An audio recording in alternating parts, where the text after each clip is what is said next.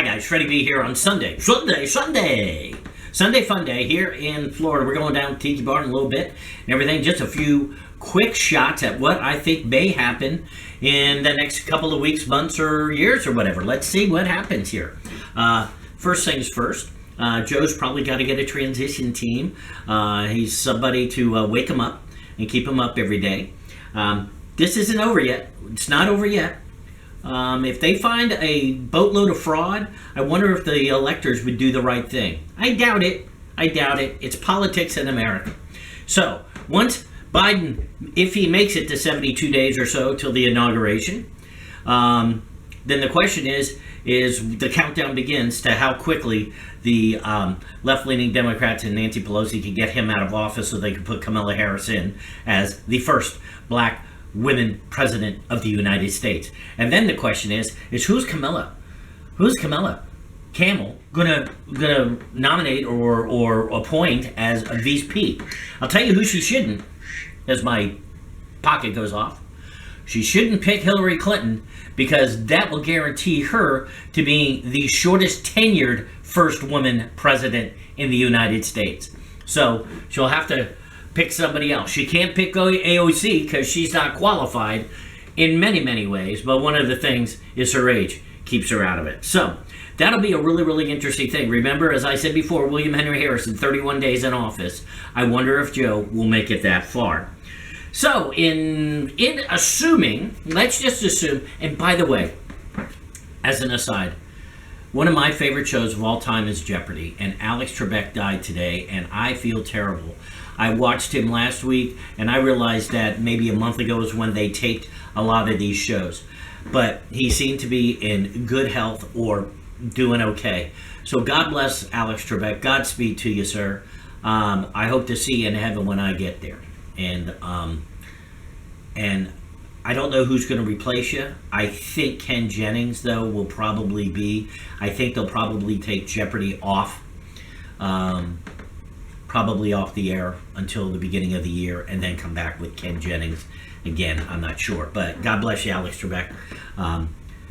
Before you, it was Art Fleming, and I can remember my dad wasn't much, but one thing he was pretty bright, and I can remember him coming home from he'd come home for lunch at noon and watch Jeopardy back in the old days in the summertime. I never ever saw him miss a Jeopardy question. Pretty interesting. Anyway, back to 2024. If Trump decides that he does not, that he's going to concede, or he's going to let it go and concede the election, then in 2024, will he run again? I don't think so. He's got nothing left to prove. He's done everything he said he was going to do, and there are other people. You know, Trump didn't just start it wasn't all about him. It was about a movement. It's better movement than the Tea Party, because more people participated, because it wasn't a left-wing, right-wing type of movement. The people that liked and supported Trump were people who enjoyed the truth. Because I was never a big Trump fan until he became president, although I did vote for him. But as he became president, as he lived up to putting together all the things he did, despite the overwhelming majority of the press and media against him, I really became a believer in what his message was. I really believe he had America's best interest at heart, and I still do. And if he has America's best interest at heart, if it looks like there's not a chance to win, then I know he'll do the right thing and concede if he has to. But that leaves 2024. I'm going to give you 5 candidates I think might be able to carry on that Trump type of that movement, if you will. Okay, Trey Gowdy. I think he got out at the right time, so he could do that, unless he has skeleton. Now, of course, we don't know the skeletons some of these guys have in their closet, but Trey Gowdy would be one of them. Ted Cruz. I can remember years ago, I believe I voted for Ted Cruz in the Republican primary. Marco Rubio, who is a senator from Florida, big Trump supporter, had to make amends with Trump, if you remember if you remember the primary clash when Trump was running for president, he trashed everybody. Marco was one of them, so was Ted Cruz, but they all seemed to get over it. The only person who really never got over Trump's abuse was probably Mitt Romney, okay? I think Condoleezza Rice could be tempted. She is a brilliant, brilliant woman.